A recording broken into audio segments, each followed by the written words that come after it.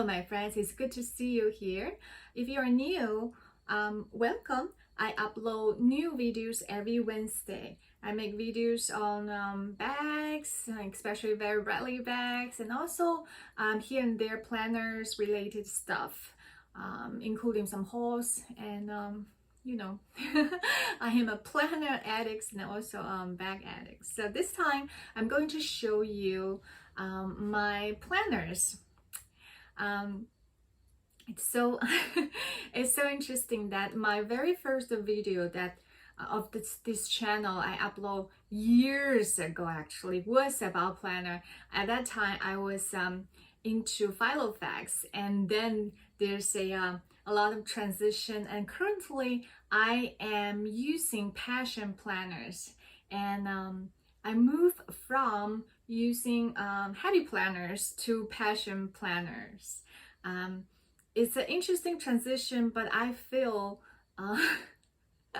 right now I say it like this, right? I feel it seemed like finally I obtained a planner piece, and I feel passion planner probably would be the planner that I will be using at least for the year of 2022.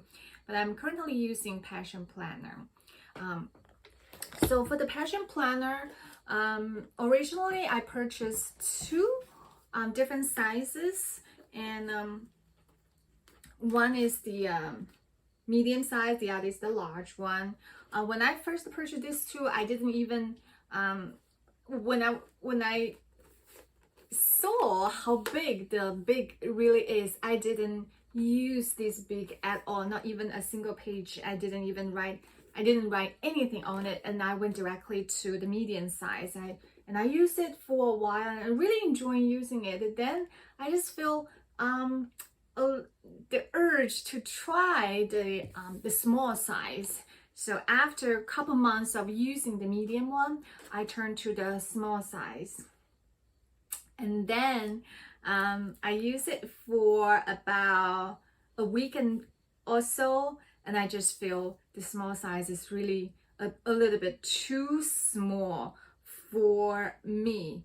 And I'm wondering if any of you are using the small passion planner, because I wonder how you be able to squeeze, how you be able to write so small. What kind of pen you use to write in a small size passion planner? And this is the page I have for the week I'm using. As you can see, it's so crowded, right? And also another big reason, and I just have to convert it back to use my medium size passion planner. So I started actually back to this one for this week. It's because for the small one, after I squeeze in all those the words, the things I want to write down on the planner, I almost run out of place, and also there's very little space for me to put stickers on.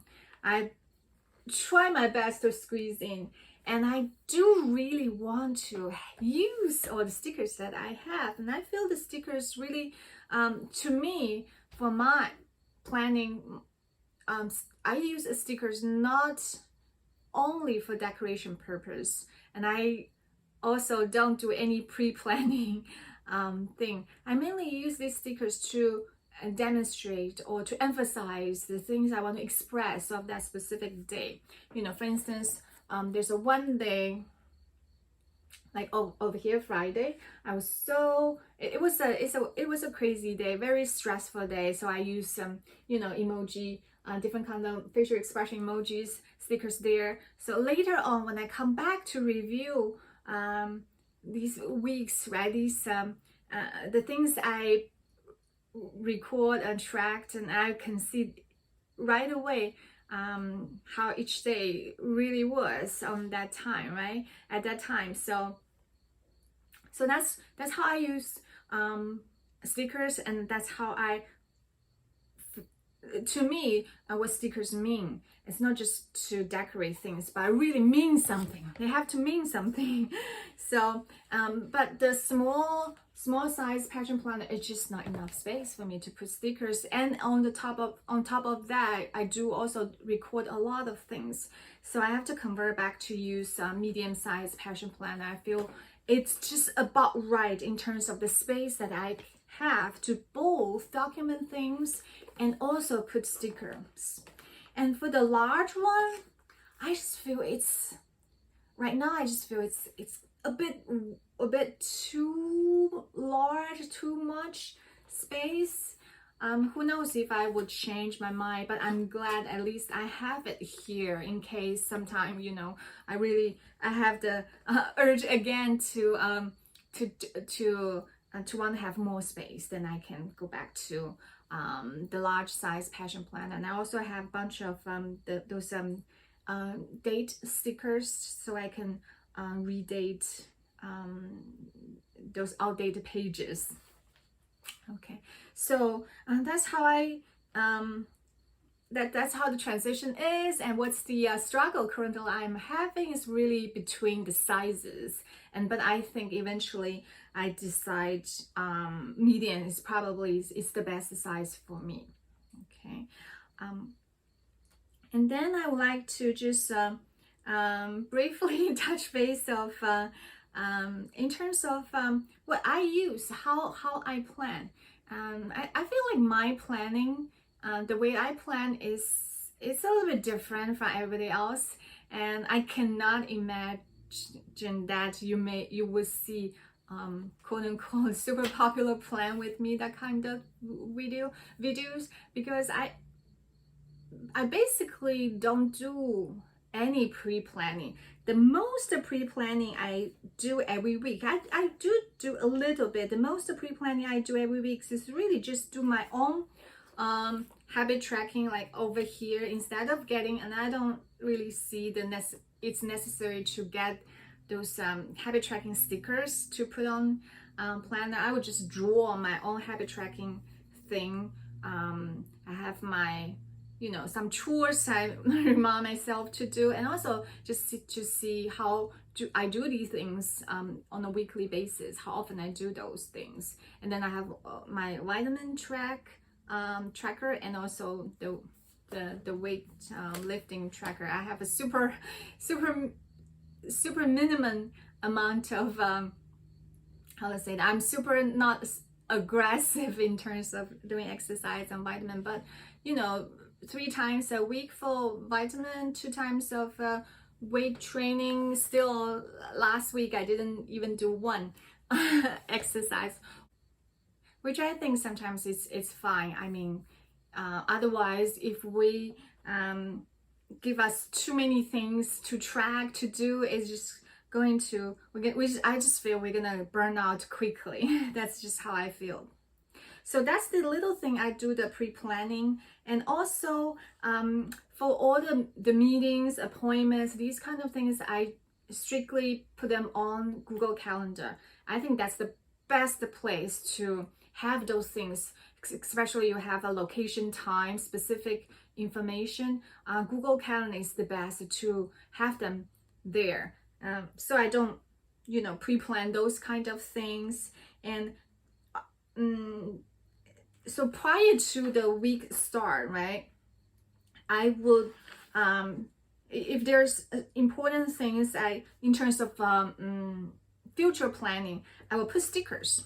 Okay, I would just put stickers of those things happen in the future, maybe happen in the future, and maybe deadlines. So those maybe deadlines, possible deadline, possible happening things, I won't put on Google Calendar because I don't have specific time, place set on stone yet. If they are set on stone, then I would take them off. Take them off from the planner, but put on the Google Calendar. So I do some future planning that way by using stickers, not stickers, the post-it notes. Those things can be moved around easily. And then one I feel I know this video is all over the place, just forgive me.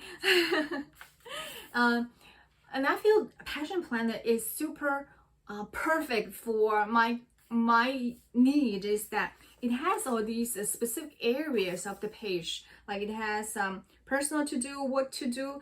I usually put those to do, like reminder I have to do for the future week, that kind of, not very, there's no specific time assigned a task, like for example, I need to follow up with this bill, I need to follow up with this certain, you know, person, I need to follow up with whatever, or I need to set up something. Like this week I need to set up my son's Chinese learning stuff, these kind of things. There's no specific, like I have to have them done by certain day, but it's nice to have them done during this week. I will put them over at the work to do session, and even for some things that I have to follow up for my work, I will put them there as well.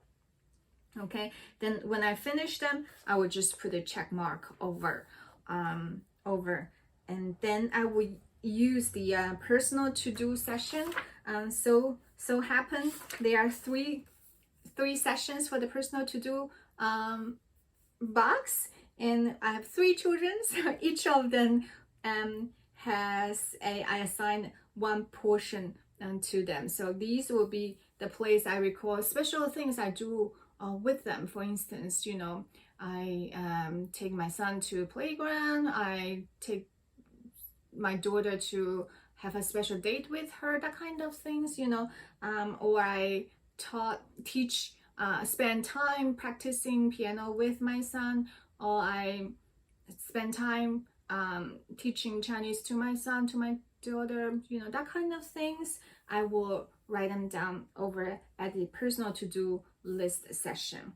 And over here, the space for infinity possibility, I feel this is just a fantastic session to have, that I sometimes, you know, during the week when we make phone calls, follow up with things, there are notes we need to take, I always just put it right over there. So then it's easy for me to, in case in the future I need to reference, I know exactly where they are, and I also know when that because the notes happening during what time period. So the superb feature of this kind of structure, the planner, is that it has this time frame listed, vertically listed here. So we not only have a day-to-day kind of day-to-day kind of way to record things, but we also have the specific time frame, timepiece. Then we can document, and I can document how much time I really spend doing specific things, right? And I color code my task as well. So I basically use my passion planner mainly to track things I have done.